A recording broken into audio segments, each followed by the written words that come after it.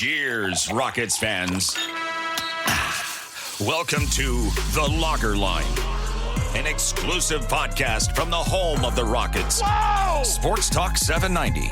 Rockets! The Logger Line is proudly served to you by Carbox Clutch City Lager. It is good! Oh, yeah? Red Nation, get ready. Get ready. The Logger Line starts now. Welcome aboard.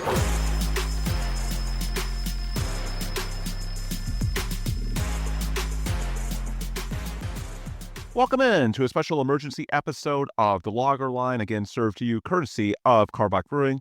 My name is Ben DuBose. I'm your host, editor of USA Today's Rockets Wire, a contributor to Sports Talk 790, official flagship radio station of your Houston Rockets.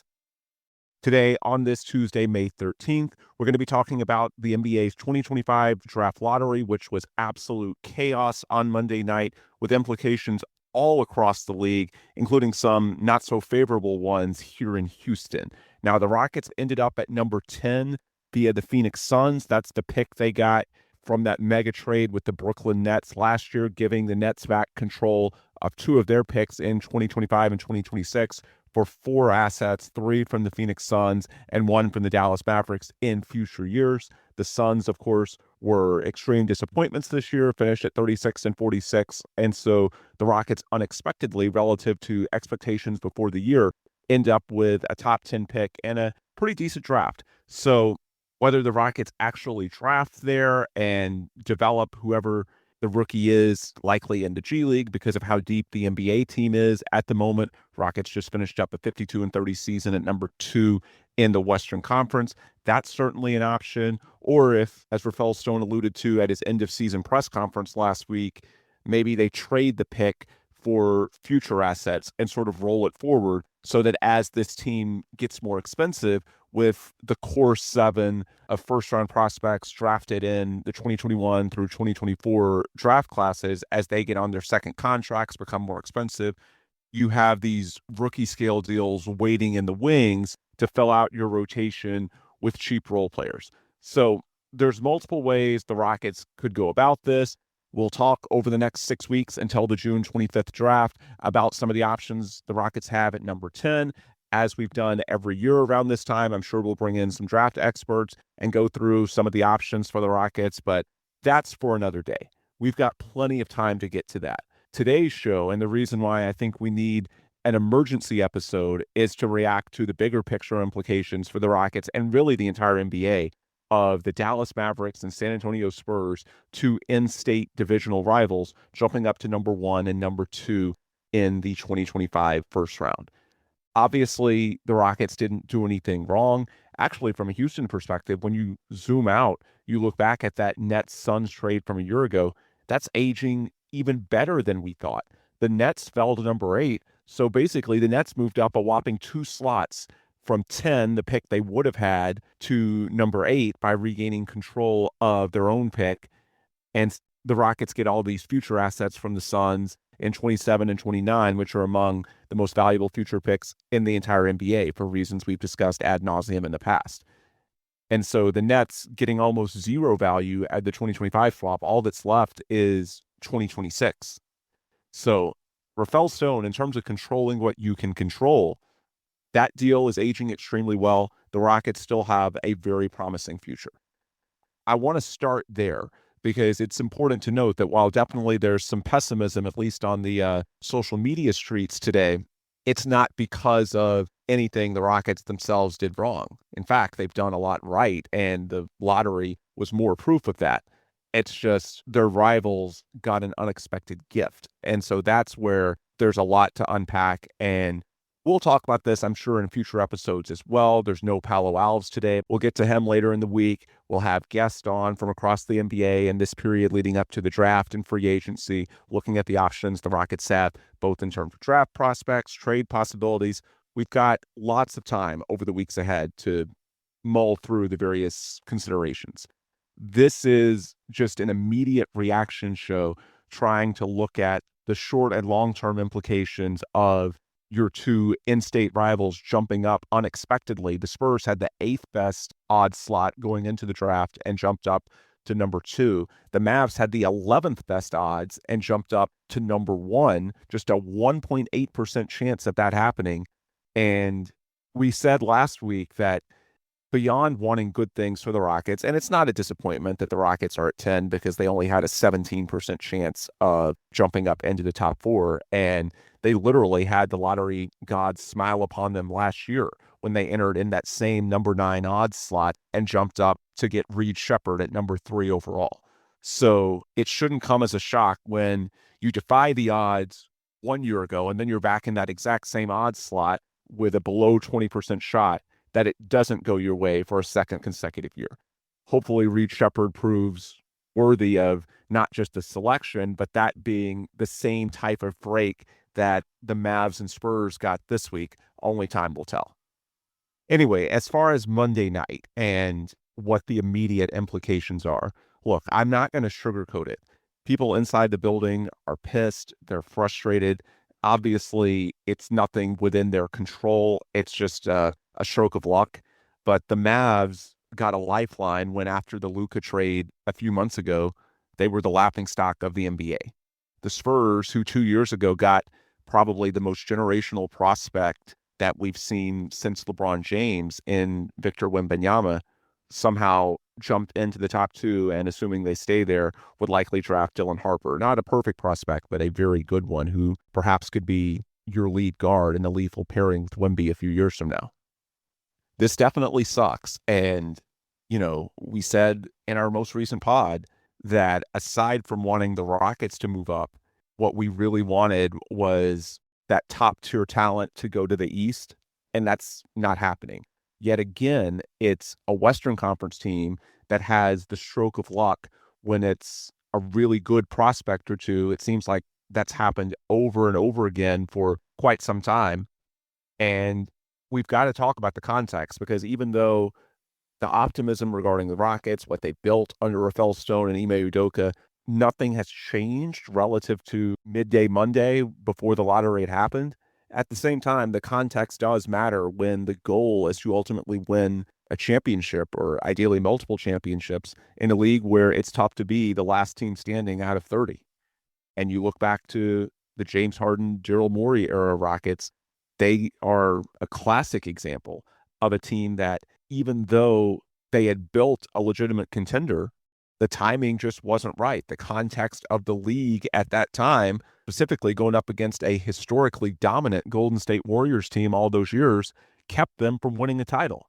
If the same Rockets team had reached their peak in the early 2020s, I feel very confident in saying they win at least one, if not multiple titles. Unfortunately, the timing wasn't on their side. They reached their peak in the late 2010s at the same time as the Warriors had this generational team, including the 2-3 years, whatever it was, that they had Kevin Durant. Timing matters. And that's why, even though it'll be tempting to say, just stay the course, if your direct competition in the West, and in this case, in the same state, in the same division, is getting a lot tougher, yeah, that matters to the formula when you're trying to build the best team out of 30. It's not just about you. The context does matter. So this is definitely a hit. I'm not going to sugarcoat that aspect of it. However, I do think some of the reactions are more short-term based when it should be more long-term in regards to the fears. And specifically, I've seen a lot of talk on social media and the message boards about whether one or both of the Mavs and Spurs might trade one of those 2 picks, perhaps both of those picks, in exchange for the type of short-term upgrade that could threaten the Rockets as soon as next season, and thus their place in the Western Conference hierarchy. I personally don't see that happening. As we've noticed time and time again, with the Rockets drafting in the top 4 in 4 consecutive years from 2021 through 2024, there's always this speculation regarding a top 4 pick and potential trades, and teams aren't going to shut it down, because you should always do your due diligence. You should always be open to hearing what's out there. However, it's really difficult for the value to line up. And that's why, even though Rafael Stone basically said every year, yeah, we're open for business, a trade never happened. You rarely see a top 4 pick dealt. because there's so much upside, even if it's theoretical, to having a cost-controlled elite prospect that it's only worth it if you can trade that pick for a superstar. And then the question becomes, is there a superstar available that makes sense for the timeline? Because teams picking near the top of the draft, generally they're not ready-made contenders. So does the superstar want to go there? Does it fit with both the player's timeline and the team's timeline? And if it turns out that the alignment isn't there in a league where you want to be the best team out of 30, which is really hard to do, you have to think upside.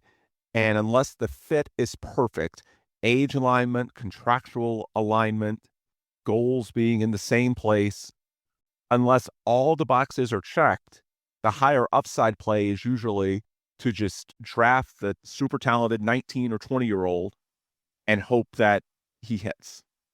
Because in a league where it's so tough, you always have to think in terms of upside. And so usually the upside is on the side of keeping the pick, unless the fit is so perfect that it just overrides that. And for a number of reasons, that's unlikely to be the case, especially with the types of teams that are typically in the top 4 in the first place, which means they're coming off of a bad season. And so in this case, I think the Mavs, it's pretty simple. They're going to keep the pick and draft Cooper Flagg. I would be stunned if they don't. This is a PR godsend for them after the hit they have taken from the Luka trade to have not a generational prospect, but an elite prospect in Cooper Flagg land in their laps. We've seen this with the Spurs the last 2 years, and we'll get to them. But even though they won just 22 and 34 games, the vibes were immaculate in San Antonio. Because when you have an elite young prospect on his rookie deal, those first couple of years, there are no expectations. Even if the team isn't performing well, the fan base is just excited to watch a young guy play. And for a Mavs team that's coming off perhaps the biggest fan backlash against their own team in the history of sports, this is a godsend for them. And in a year where they're not going to be whole relative to, I know Nico Harrison traded for Anthony Davis because they thought, defense wins championships, and you pair these veterans in AD, Kyrie Irving, Klay Thompson. Well, Kyrie Irving is probably done for next season anyway with the ACL tear. So I don't see a roadmap to contention even if they tried, even if they were open to theoretically trading Cooper Flagg for Giannis, which I don't think they are. And we'll definitely get to Giannis when I talk about the Spurs in a minute. It looks to me like Giannis's camp soft launched the trade request earlier Monday. There was the story that Giannis, for the first time in his career, is open to playing for a team outside of Milwaukee. We know the story there. We've talked about it in the past. The Bucks, they basically cashed in all their chips, and now Damian Lillard has a torn Achilles. They've lost early in the playoffs several times since that championship season of 2021. So this could be the year with Giannis at 30 and in, his dwindling prime years. This might be the time, especially coming off the Damian Lillard Achilles tear, that he makes his move in much the same way James Harden made the identical move when he was also at 30 with the Rockets a few years ago. The same calculus could be the case this offseason with Giannis, and the Rockets could certainly be in the mix there. Kelly Iko and Sam Amick of The Athletic reported that of all the trade possibilities this offseason, the Rockets are most interested in Giannis. From everything I've heard, I would agree with that assessment. They will definitely do their due diligence. And so when a lot of Monday was spent talking about the hypothetical of Giannis going to Houston, to then see your in-state rivals get this lottery luck, there was a lot of fear that maybe this changed the equation. I honestly don't think it did. And with the Mavs, I just think, besides the PR angle, a team with Giannis and AD is basically just a poor man's version of the Lakers with LeBron and AD the last few years. And that's what the Mavs would be in a season where there's no Kyrie Irving and there's a clear absence of shooting, a backcourt scoring. I don't see it making sense for the Mavs. And I also don't see Giannis wanting to go there because it's not anywhere close to a championship level team. Yeah, you could win 45 games and be competitive, but that's not what Dallas should want. And even if you subscribe to the theory that the Mavs are just idiots and are looking for the biggest name possible, well, I don't think it's what Giannis is going to want either. I think the logical thing for the Mavs from a basketball perspective and from a PR perspective is to simply make the pick, hope that Cooper Flagg can be a homegrown superstar, and let this thing breathe. And even if you don't win a lot in the next year, it's fine. You can perhaps get another high pick. And if nothing else, fans will still tune in. They'll still come out to see you play because you can hype up Cooper Flagg as your star of the next generation in much the same way that Luka was the star after they lost Dirk Nowitzki. I think on every level, the Mavs simply making that pick and taking the good PR, low expectations. I'm sure some listening will say, if the Mavs cared about PR, why didn't they do the Luka trade in the first place? I think it's pretty clear. They did not anticipate the backlash being anywhere as severe as it was. This caught them by surprise. Now, you can call them idiots for that, but I think it fairly clearly was a surprise to them. And so I think from a PR perspective, from a basketball perspective, in a season where because of the Kyrie injury, there wasn't a realistic roadmap to doing anything of significance anyway, it makes sense to stay the course and hope that you hit on Cooper in much the same way that you hit on Luka 7-8 years ago, whenever he was drafted. I think 2018, but I have to go back and look. So I think the Mavs stay the course at 1. And then the Spurs at 2. After the Rockets spent most of Monday in the pole position in the betting markets, that is, of if Giannis isn't playing for Milwaukee, who is he going to play for next year? That's flipped. And the odds makers suddenly have the Spurs as the top destination outside of Milwaukee. I really don't think anything has fundamentally changed there, at least from the standpoint of if the Rockets want Giannis. Now, they might just prefer to stay the course with the young core, but if that's the case, then the Spurs jumping up in the lottery doesn't really change anything from a Houston perspective. So I'm going to look at this through the lens of, let's assume the Rockets really do want Giannis and are going to bid aggressively because they're coming off a 52-30 year. He's a perennial all-star and MVP candidate, and they think that they can make some real noise as far as next season and make a serious contending push. If you look at it through that lens and you're optimistic about what the Rockets and Giannis could be as soon as next season, I get the fear of the Spurs and Wemby now having a prime asset in that number 2 overall pick, which is highly likely to be Dylan Harper, the guard out of Rutgers. But I find it very unlikely that it substantively changes the Giannis landscape, because I think there are questions on every side of the potential equation there. So let's start by looking at it from Giannis's perspective. The Spurs, the last 2 years, have won 22 and 34 games. Now, I know they tanked some at the end of those years, and Wemby didn't play after the All-Star game this year due to the blood clot, but this is not a ready-made contender. They are still much earlier in their development cycle than the Rockets. So even if you added Giannis to the Spurs, I think it's a real stretch to expect them to have a serious chance to be at that OKC tier and be a true contender within the next year or two. And for Giannis, that's what matters. He is in his prime right now. He's got a legacy in Milwaukee. He's happy there. If he's just going to be playing for the vibes, he can just stay where he is.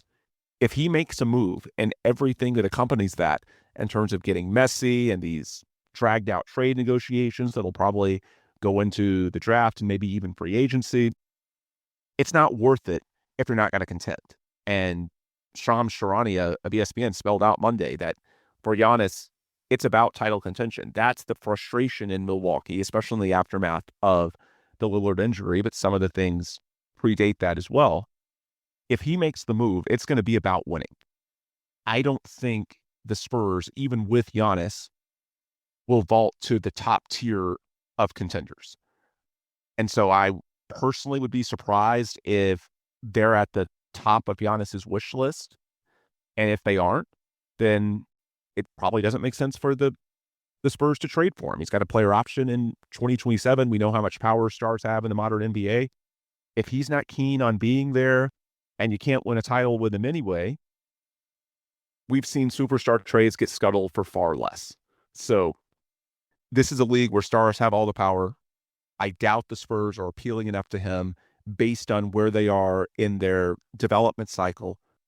And no, that landing the number 2 pick doesn't change that equation, because the number 2 pick would be in this deal. So it's not like, oh, well, now I can go to San Antonio and play with both Wemby and Dylan Harper. No, Dylan Harper would be the carrot to Milwaukee. So that doesn't change it from Giannis's perspective at all. From the Spurs' perspective, I don't know if it makes sense for them. Think about where they're at, especially contractually, because they made the De'Aaron Fox trade a few months ago with the Kings. So Fox is going to be making above $40 million a year after next season when he's due for a new contract. Obviously, you don't make a trade like that, giving up, I think, 4 future picks if you don't have a plan to keep the guy long term. So you're going to have Fox at a max or extremely close to max level. Obviously, Wemby in 2 years is going to be at a max level. And Giannis is basically the supermax of all supermaxes. He's going to be on his next contract making over $70 million per season. It is very difficult, as we've seen time and time again in the modern NBA, under this collective bargaining agreement, to have 3 max level players. And that's especially the case if one of the maxes is a super max. And in the case of the San Antonio Spurs, it's one of the league's smaller markets as well. I find it extremely difficult to believe that 3 years from now, the Spurs would have Wemby, Giannis, and De'Aaron Fox all at max contracts. And in the case of Giannis, it being the supermax. I find that extraordinarily unlikely. So for the Spurs, whether it makes sense to push up your timeline, which is what this would do, Dylan Harper, I think, is 19 or 20 years old. Giannis is 30. He turns 31 in December. It would be about the next 2 years. You would do it if you genuinely believe that you can win a title in the here and now. And if that's the case, then sure, you bite the bullet and you can deal with the consequences of tomorrow. I get it. But I think the Spurs are a very disciplined and measured organization. I don't think they're going to view a Giannis deal involving the number 2 pick as that transformative to where they would cut short their cycle and put themselves potentially in financial hell 3 years from now over a CBA that is crippling. We're seeing examples of this all across the league, most notably with the Phoenix Suns, who the Rockets are now the beneficiaries of. I don't see the Spurs really being interested in that. Now, they should do their due diligence. If nothing else, they can, using the number 2 pick, perhaps nudge the price up for the Rockets or any other bidders. And if Wemby really wants it to happen, then yeah, of course you want to make it seem like you're listening to your superstar player and at least making an effort. But is this actually going to happen? I don't know that it makes sense for the Spurs. To me, for San Antonio, it makes more sense for them to just keep building, get another player that's in timeline alignment and can grow with Wemby and with that young core they have in place. And finally, let's look at it from the Milwaukee perspective in this. So one of the big reasons why the Rockets, and lots of the national podcasts have talked about this, would be a good trade partner for Milwaukee is because the Bucks don't have control of their first round picks for years to come. So the Rockets having guys, and I'll just be blunt, I assume that Alperen Sengun would be in the deal because I don't see a world where Giannis, Alperen Sengun, and Amen Thompson can win a championship. There's enough individual dynamic play there that certainly you'd still be good. But to win it all with 3 non-spacers, I have a tough time seeing it happen. And I know for a fact the Rockets are not trading Amen Thompson. He is truly untouchable. They believe he will be a legitimate all-NBA level player. So if Alperen Sengun is in this deal, and you can argue against that, he's a 22-year-old all-star. But if hypothetically he's in the deal, and I think he would be, and you have other young players as well that you could throw in from this young core that are in a position to contribute now, that appeals to a Milwaukee team because they don't have their picks. I think, especially for Milwaukee, Alperen Sengun is a better asset than Dylan Harper. Now, the one way that would change is if a couple of Milwaukee's picks, I think it's unprotected swaps, are controlled by the New Orleans Pelicans from I believe it's the Drew Holiday trade a few years ago. So if somehow the Bucks could get those back and bottom out, then maybe they'd prefer Dylan Harper and a true rebuild in this, especially in this cycle without Damian Lillard. But I struggle to see the Pelicans giving up those unprotected swaps unless they're getting Harper themselves, because I just don't see San Antonio's other young players being worth it to the Pelicans. I think they'd rather take the gamble of what happens if the Bucks without Lillard and with Giannis potentially wanting out, and I think he does. I just think this week's leak was a soft launch. If that's what you believe, why would a bunch of B-level prospects for the Spurs be worth it to the Pelicans as opposed to just staying the course, rolling the dice, and hoping you get lucky in the lottery of the 2026 or 2027 draft classes, which are both supposed to be pretty strong? By the way, there's a world now where the Rockets, between the Phoenix pick and the Nets swap, could perhaps have 2 bites at the apple in the 2027 lottery and a chance to move up really high in that draft. That's another little takeaway that could benefit them. Now, you could also point out that by the Mavs getting Cooper Flagg, it potentially diminishes the value of that 2029 pick the Rockets have from the Dallas Mavericks, which increased in value when Luka was traded a few months ago. It probably comes out a wash. But regardless, as we've said plenty in the past, with these superstar trades, it just comes down to, do you have enough? And if you have enough to be in the game, which the Rockets do, the Spurs do, it often comes down to, what does the player want?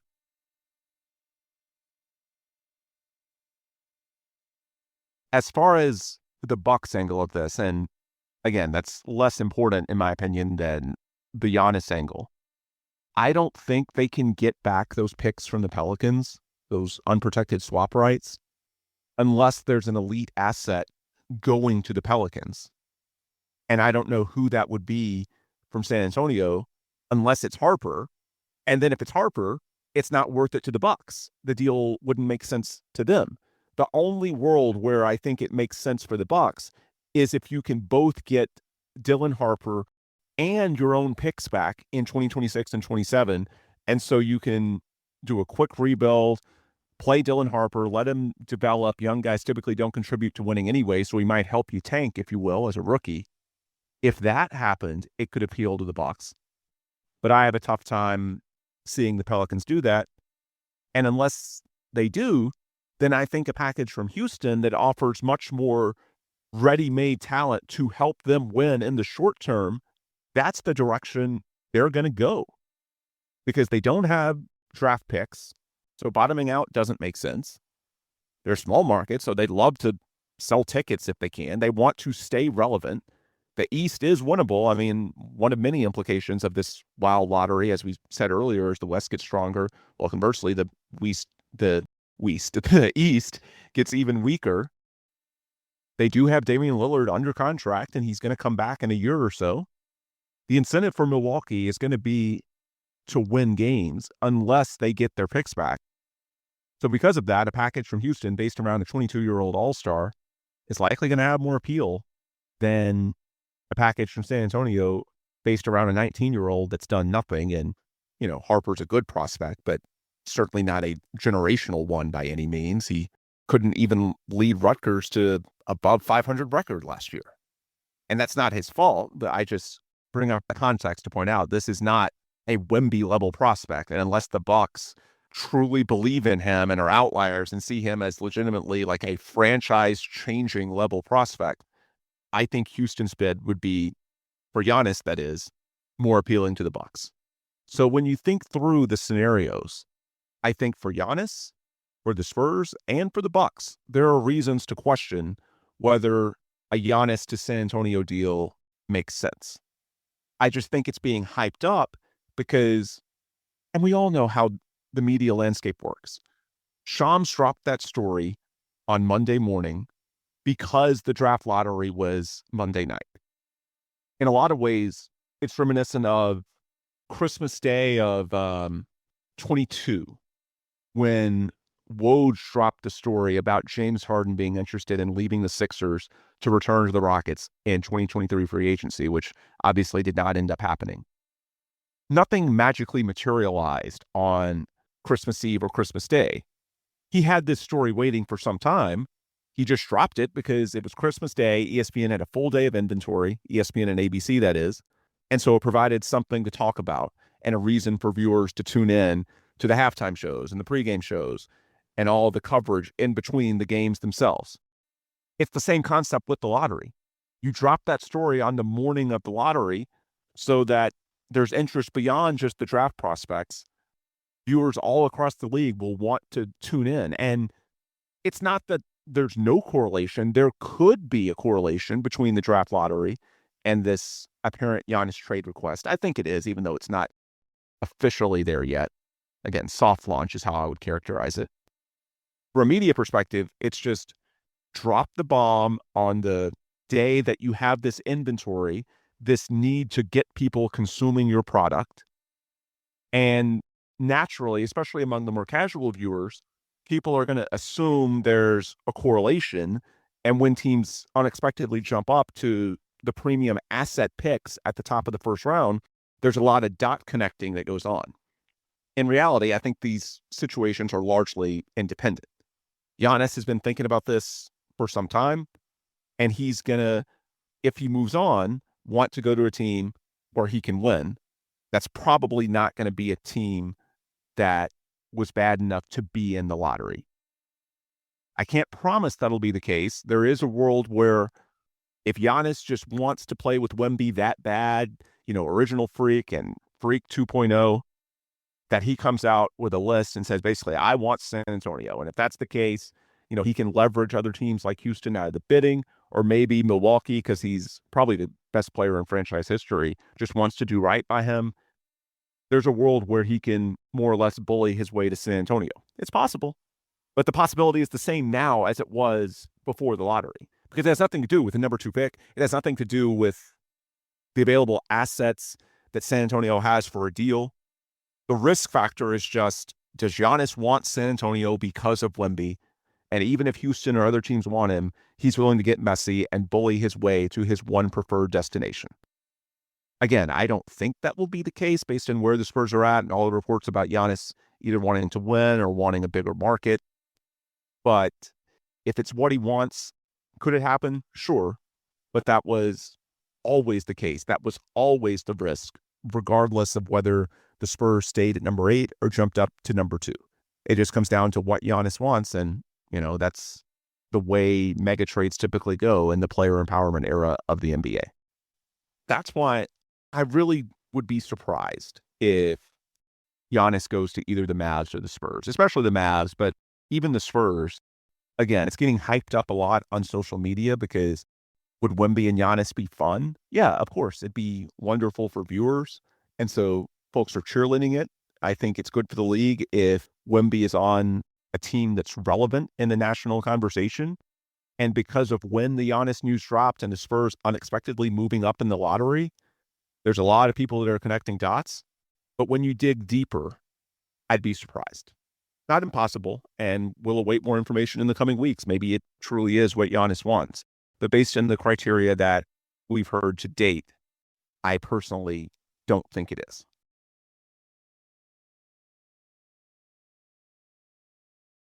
Now, with all that said, the lottery was very harmful to the Rockets, at least potentially. But it's not in the short term. To me, it's about the long term. And there are some implications there that tie into what the Rockets do this offseason and their approach. The word I keep coming back to is lifeline.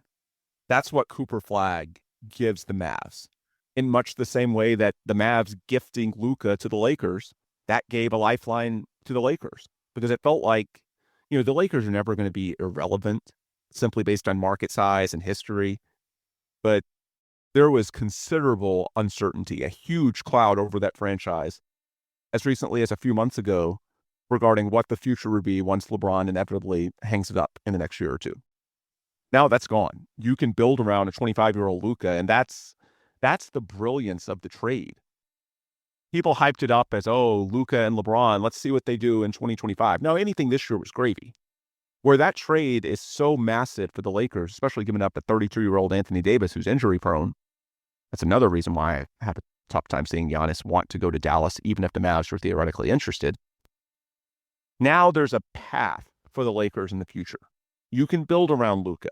Other stars around the league will likely want to play with him. It won't be a situation like the mid-2010s, post-Kobe, where the Lakers are star chasing every year, but nobody wants to go there by themselves. Luka made the Lakers relevant, and even though they're not an in-state rival, they're a Western Conference rival. They've always historically been in the conversation when the Rockets are contenders themselves. And so the Lakers' outlook, even if they're not a contender just yet, there's a path that they can be for years to come. Not going to say Cooper Flagg is that same level of prospect, but he certainly gives the Mavericks hope at a time in which they had none. So that's two franchises. The Lakers before the Luka trade and the Mavs after the Luka trade that looked dead in the water in terms of their, let's say, 3+ year outlook.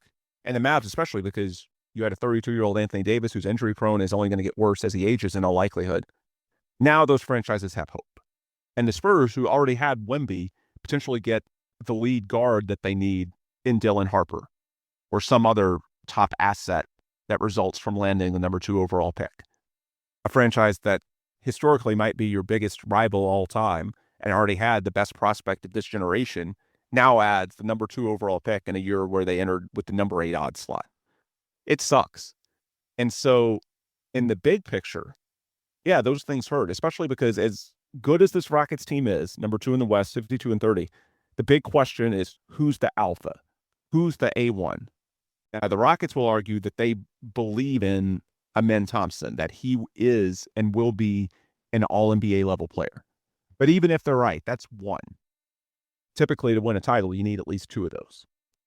So even if the Rockets have all this young talent and they do have trade optionality, at the moment, in terms of the true top tier, they're not in any better of a position long-term relative to several other teams in the West.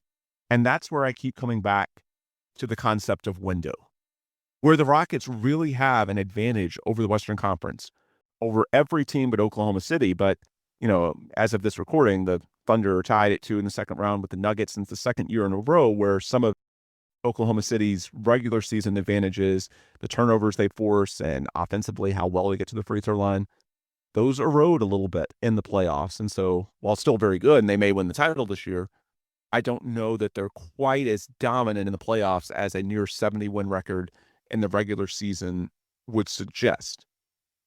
But even if you are all in on OKC, well, that's just one team. You can argue that, well, certainly in the standings, the Rockets were number 2, but also with a relatively young rotation, the Rockets are better suited to improve year on year than many of the teams they're competing with. So the advantage for the Rockets relative to certainly the Spurs and Mavs, and probably the Lakers as well, even with LeBron, it's the here and now. It's the short-term outlook. And that's where, when you have more elite talent coming to the West, coming to your conference, your division rivals, your in-state rivals, that's where I wonder, does this draft lottery make it more likely that the Rockets look to make a big move this offseason, or perhaps at the trade deadline next year? Because where I think the landscape is changing, it's not now. I don't see these teams being legitimate contenders next year, probably not even 2 years from now, even if the Spurs traded for Giannis. It's the 3 to 5 year time frame and beyond. That's where this is potentially a seismic event. And so because of that, and it comes down to context, as we know, the Rockets built a championship team in the 2010s under Gerald Morey and James Harden. It just, the context wasn't right at the time, as talked about earlier. Does it maybe make sense now for the Rockets to prioritize the next 3 to 5 years a little bit more? Perhaps it plays into a Giannis trade.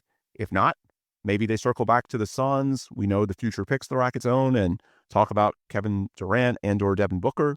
Maybe there's someone not even on the radar right now, at least perception-wise, that becomes available.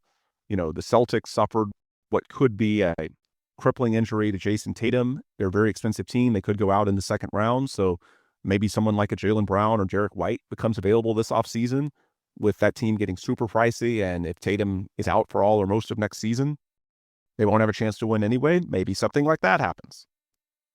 I want to be delicate in how I phrase this because it's nothing the Rockets did wrong themselves. The blueprint that we've talked about for years is still there. But in the long term, their odds definitely took a hit last night. Now, there's no guarantee that Cooper Flagg or Jalen Harper are going to pan out. There are always risks with young prospects. But seeing those types of talents go to your direct competitors, especially when they didn't even bottom out to get those assets, it sucks. And so if you're the Rockets, again, none of this is concrete. You can make a case for staying the course. But I also think there's a world where you look at all this talent consistently going to the West and teams that should have been dead in the water getting these lifelines. You might see a shift in the thinking. I doubt they ever acknowledge it, at least publicly. But you might see a shift in the thinking that, hey, our advantage relative to most teams in the West is in the short term, in the next 2, 3, 4 years. It's not that they can't have an advantage beyond that, but it gets a lot murkier, especially with these lottery results taken in. Now, that's not to say if the Rockets trade for Giannis, they go to the top tier of contenders. Obviously, OKC is OKC, but that's one team. When you see the volume of deals stacking up to build up the long-term outlook of your rivals, the Lakers with Luka, now the Spurs and Mavs with the 2025 lottery, this is all in the span of like 3 months. That's where I do wonder if maybe the Rockets look at this and say, hey, the context is going to be better for us if we make a push in the next few years and worry about 2030 and beyond when we get to 2030 and beyond. And quite frankly, if Amen Thompson is who the Rockets think he is, then they're always going to be relevant simply with him on the roster. So just food for thought, and I'll wrap the pod here. I don't think anything necessarily has to change, but yeah, it was a tough day for the Rockets. There's some interesting ripple effects certainly here and around the league. And the one I wonder about, does this potentially prompt the Rockets to, move the timetable forward a little bit since there's more clouds on the horizon when it comes to what the Western Conference is going to look like as we get closer to 2030. To me, that's the debate we should be having. And in terms of Giannis, does it make perhaps a bit more sense to go after him and potentially push up the timeline and even shrink it a little bit, depending on what you give up when you consider Giannis's age, turns 31 in December? That's the debate I think we should be having. It's not so much, are the Spurs or Mavs going to land Giannis and make a push for the division title and edge out the Rockets next year? No, I don't think that's how it plays out. But short-term, medium-term, long-term, you want to make sure that your best window, in a perfect world, it lines up, your peak window as a team with an era of reduced competition around the league. And perhaps for the Rockets, that ends up being sooner rather than later. To me, that's the discussion to have. Anyway, I'll wrap it there. We'll talk more about the micro of the Rockets, who they might draft at number 10, what some of the options are in future pods. We'll have Paolo back, I'm sure. I just wanted to give you a few thoughts today about the draft lottery.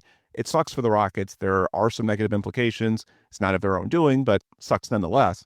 However, I think there are more long-term concerns than short-term ones, in my opinion. And I would argue it might actually make the short-term outlook a little bit brighter because perhaps it incentivizes the Rockets to look a little more aggressively at upgrades this offseason.